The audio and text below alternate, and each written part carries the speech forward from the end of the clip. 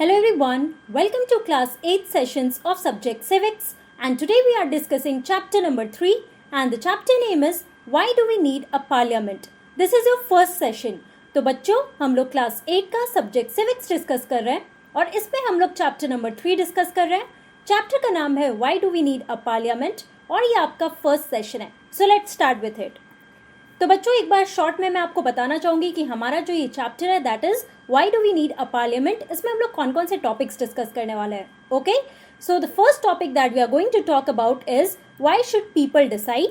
The second topic that we are going to discuss is people and their representatives. Third topic is the role of parliament and the fourth topic is who are people in parliament. तो बच्चों जैसा हमारा chapter का नाम है that is why do we need a parliament. तो obviously we are going to talk about parliament कि हमारे कंट्री में पार्लियामेंट क्यों है और लोग इसमें डिसीजन मेकिंग प्रोसेस में कैसे पार्ट लेते हैं. Also who are the people who are working in parliament और कौन से ऐसे लोग हैं जो डिसीजंस लेते हैं. ओके, तो ये सारी चीज़ें हम लोग इस चैप्टर में अपना ये कॉन्सेप्ट क्लियर करेंगे. ओके, तो आज की क्लास में बच्चों हम लोग अपना फर्स्ट टॉपिक शुरू करने वाले हैं that is why should people decide. Okay, so let's start it. So why should people decide here. तो बच्चों हमारा जो ये चैप्टर है आप लोगों ने ये टर्म देखा दैट इज पार्लियामेंट और आप लोगों ने पार्लियामेंट के बारे में क्लास 7 में भी पढ़ा है. बट मैं यहाँ पे आपको शॉर्ट में फिर से बताना चाहूंगी कि पार्लियामेंट का मतलब क्या होता है, पार्लियामेंट होता क्या है और इस पार्लियामेंट में प्रोसेस, वर्किंग प्रोसेस या फिर लॉज कैसे बनते हैं, लॉज बनाने वाले लोग कौन होते हैं और इसमें हमारे जो सिटीजन्स है, इंडिया के जो सिटीजन्स हैं वो लोग इस डिसीजन मेकिंग प्रोसेस में पार्ट कैसे लेते हैं. Okay, so first of all let us see about parliament. Now, the Parliament of India is the supreme legislative body of the Republic of India. So, basically बच्चों parliament क्या होता है? So, it is the supreme legislative body. अब यहाँ पे जो ये word sentence है बच्चों that is the supreme legislative body, कहने का क्या मतलब है? तो पार्लियामेंट में होता है कि जितने भी लोग हैं बच्चों who are the member of parliament, these people they sit in the parliament and they take decisions regarding what should be the laws for the whole country and also ये लॉज कैसे इम्प्लीमेंट करने, ये laws implement कौन करेगा. तो आप याद करो कि क्लास 7 में आप लोगों ने पढ़ा है about the branches of government.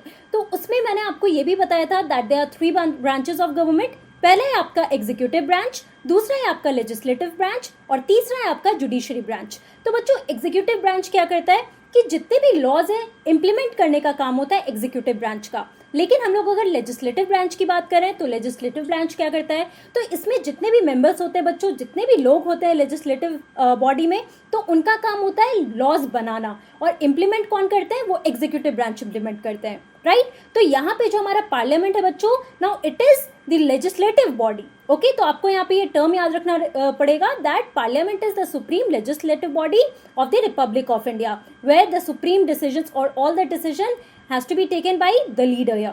Right, so basically ये सारी चीज़ें देखो आप लोगों ने क्लास 7 में भी पढ़ा है. यहाँ पे बस हमें डिटेल में इन सारी चीज़ों को समझना है. नाउ पार्लियामेंट की अगर हम बात कर रहे हैं तो आपको ये भी पता होना चाहिए कि पार्लियामेंट है कहाँ पे हमारे कंट्री का.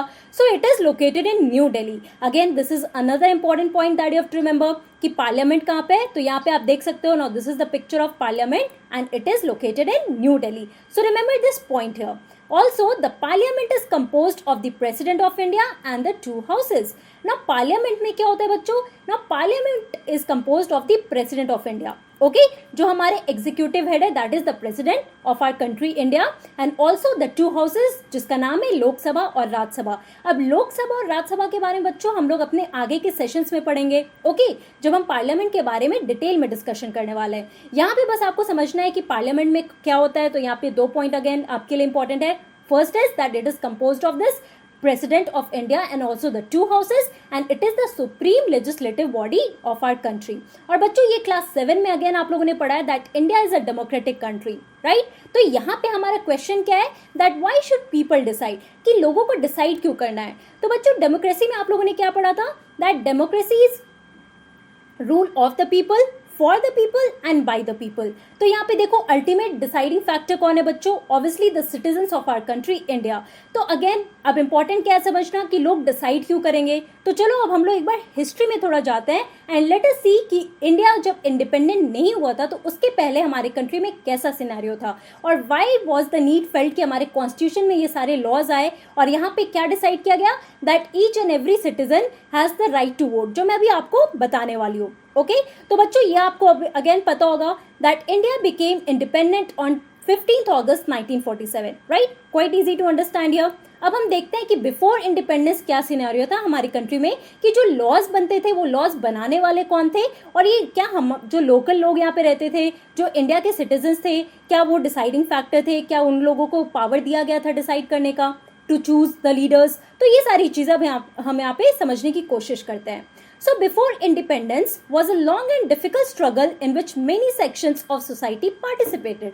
तो बच्चों ये सारी चीज़ें अगेन आप लोग हिस्ट्री के चैप्टर में पढ़ोगे अबाउट इंडियाज फ्रीडम स्ट्रगल, कि कैसे जितने भी लोग थे of belonging to different societies, belonging to different communities, सब लोग एकजुट होकर they fought against the British rule and they try to push away the British rule from our country, right? So obviously before independence क्या था बच्चों? It was a long and difficult struggle for all the people, all the sections of our society who were participating in this national struggle, right? So people from various backgrounds joined the struggle and they were inspired by the ideas of freedom, equality and participation in decision making. तो बच्चों देखो यहाँ पे जितने भी लोग रह रहे थे हमारे कंट्री में, उन्होंने देखा कि obviously there was great injustice. अब इनजस्टिस क्यों था? Because they were not allowed to vote. वो लोग को कोई सही नहीं था, कोई भी डिसीजन मेकिंग अगर होता था, कोई भी लॉज अगर इम्प्लीमेंट होते थे तो वो इंडियन लोगों के लिए होते थे, लेकिन इंडियन लोग उस डिसीजन मेकिंग में पार्टिसिपेट नहीं कर सकते थे, राइट? सो ऑब्वियसली ये ग्रेट इनजस्टिस था हम लोगों के लिए. तो यहाँ पे क्या हुआ that people from various backgrounds, चाहे वो हिंदू हो, चाहे वो मुस्लिम्स हो, क्रिश्चियंस हो, सिख्स हो, so people belonging to all these various backgrounds they join the struggle. अब कौन सा स्ट्रगल? तो हमारा national struggle to basically send back the British officials from our country. Okay? अब ये लोग किस चीज से इंस्पायर हुए थे बच्चों?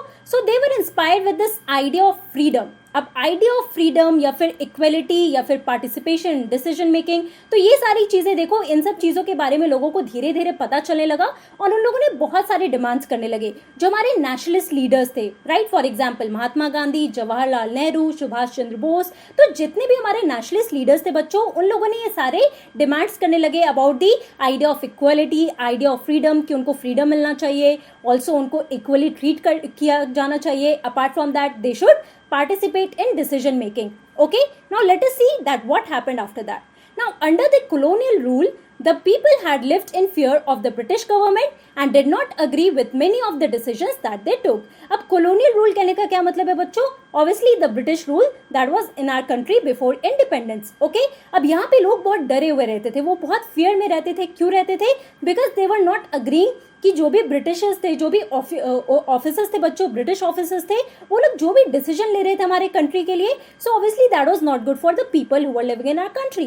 लेकिन वो लोग डरते भी थे कि अगर वो रिवोल्ट बैक करेंगे तो कुछ ना कुछ बुरा कॉन्सिक्वेंस होगा, right? So the nationalist began to openly criticise the British government and make demands. अब यहाँ पे नेशनलिस्ट कौन है? So the people who are fighting for the nation, जिसके अंदर, जिन लोगों के अंदर फॉर एग्जाम्पल जवाहरलाल नेहरू हो गए या फिर सुभाष चंद्र बोस, वल्लभ भाई पटेल. तो ये जितने भी नेशनलिस्ट लीडर्स थे बच्चों, इनके बारे में आप अपनी हिस्ट्री में डिटेल में पढ़ोगे, राइट? हिस्ट्री सब्जेक्ट में आप ये सारे नेशनलिस्ट स्ट्रगल्स के बारे में पढ़ोगे.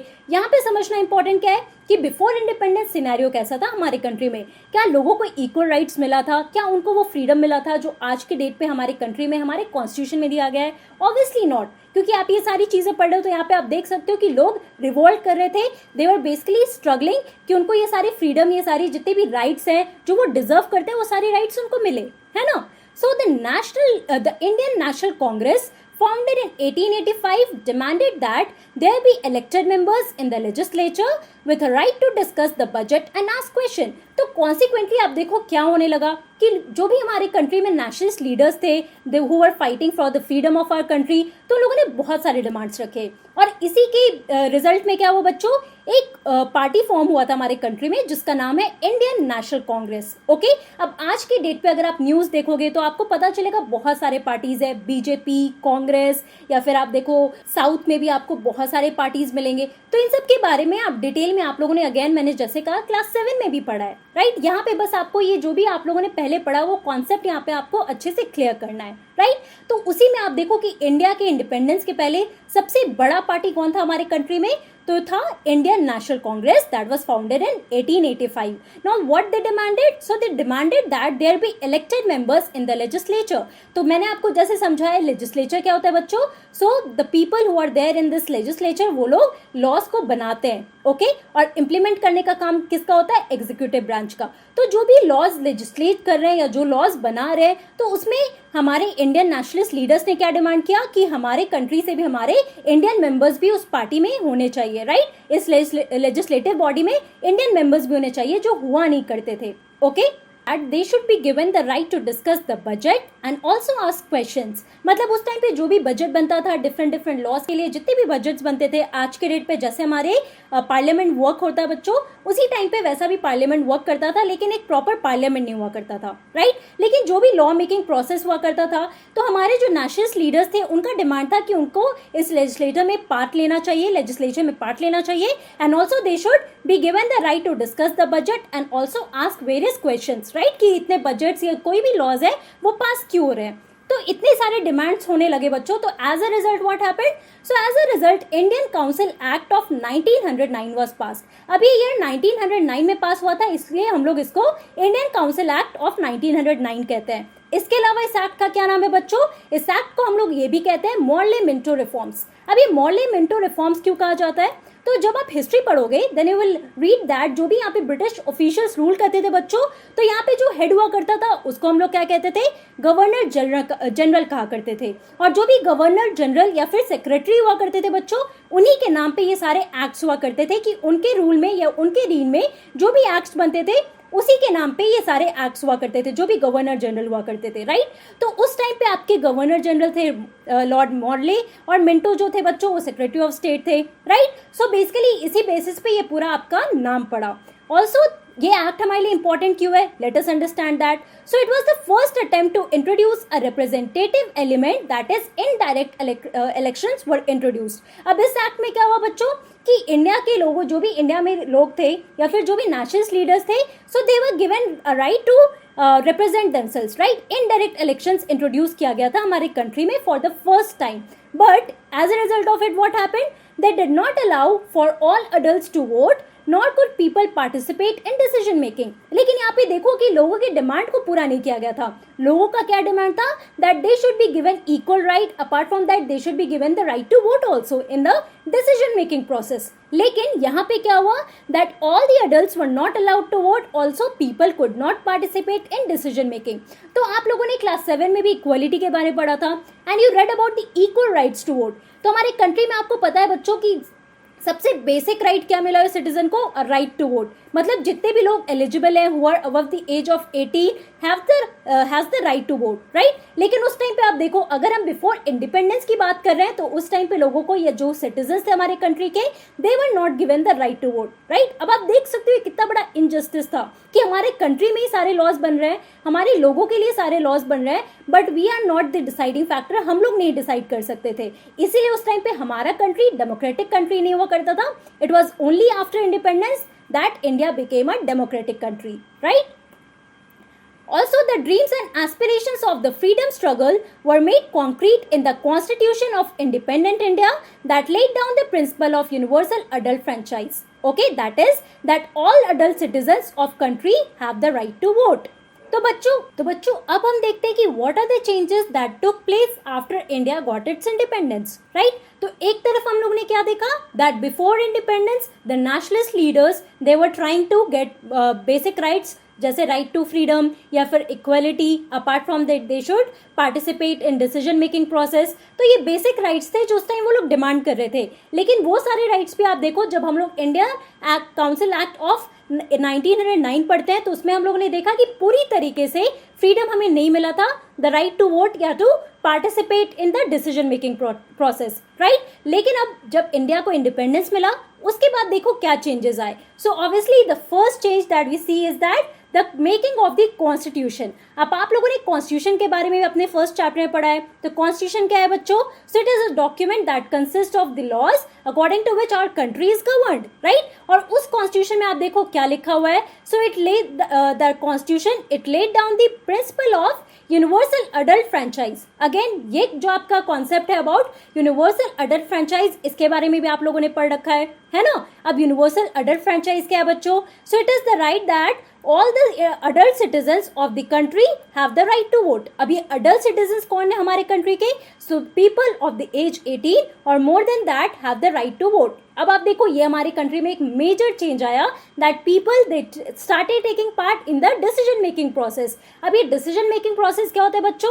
ऑब्वियसली इलेक्शंस हेल्ड किए जाते हैं. अब इलेक्शंस में क्या होता है, जो लोग होते हैं हमारे कंट्री के जो सिटीजन्स हैं they go and vote for their own leader कि कौन से ऐसे लीडर्स होने चाहिए who should take part in the law making process, है ना, कि कौन से लॉज बनने हैं या फिर कौन होंगे लोग होंगे जो ये डिसाइड करेंगे कि कैसे लॉज बनने हमारे कंट्री में, कौन कौन से लॉज इंप्लीमेंट होने हैं. तो आज के डेट पे आप अपने मम्मी पापा को भी देखते होंगे कि आपके स्टेट में अगर इलेक्शंस होता है तो आपके मम्मी पापा वोट करने जाते हैं. तो आप अपने मम्मी पापा से ही पूछ सकते हो कि वो इलेक्शंस में कैसे वोट करते हैं, वो किस लीडर को कौन से बेसिस पे चूज करते हैं, कुछ चूज करते हैं, है ना.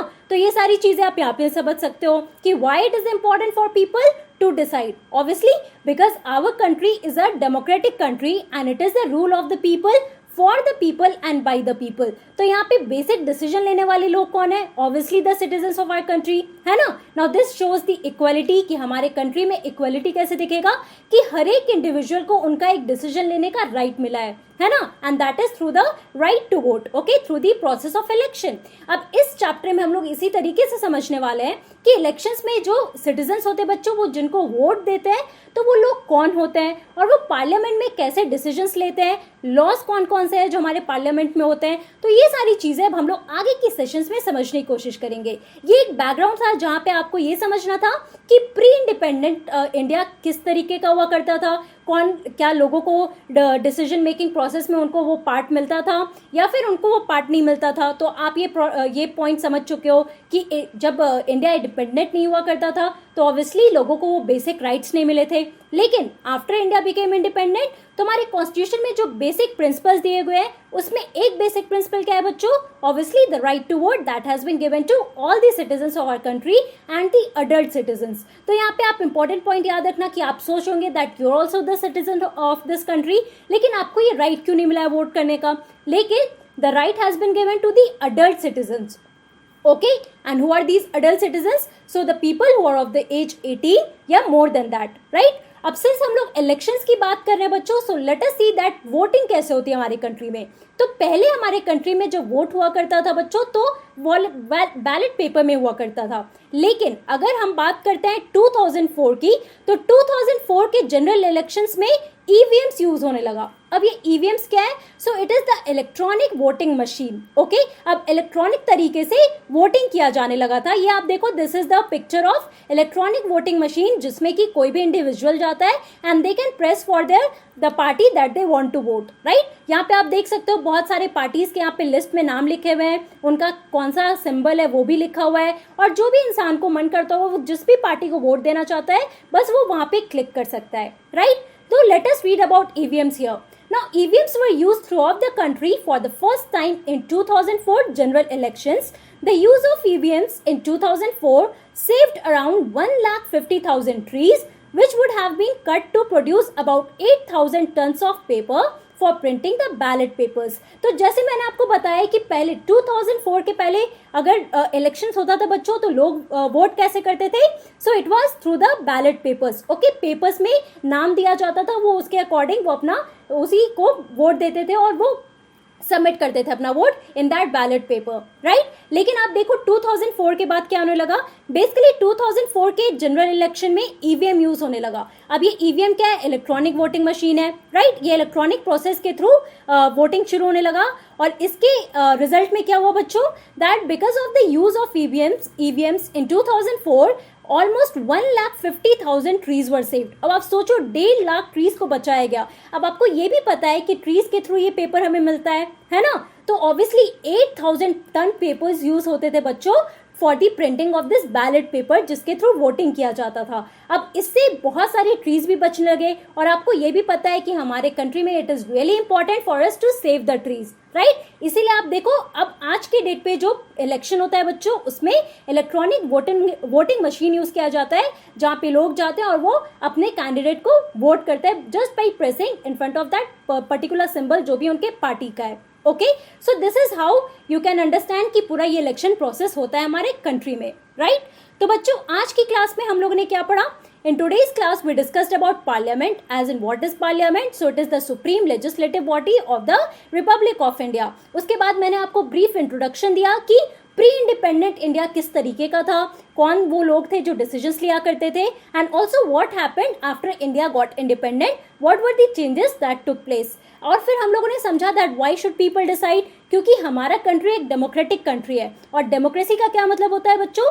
That it is the rule of the people, for the people and by the people, right? So therefore it is the people who are going to decide that who are the people who are going to rule our country, right? So these are some of the important points that you have to understand here. अब बच्चों next class में हम लोग इसी topic को continue करने वाले हैं. हम लोग पार्लियामेंट के बारे में और डिस्कशन करेंगे. लेट अस अंडरस्टैंड कि पार्लियामेंट में कौन कौन से लोग हैं and who are these representatives and the role of representatives in parliament. Okay, so that's all for today. Thank you very much. Have a nice day.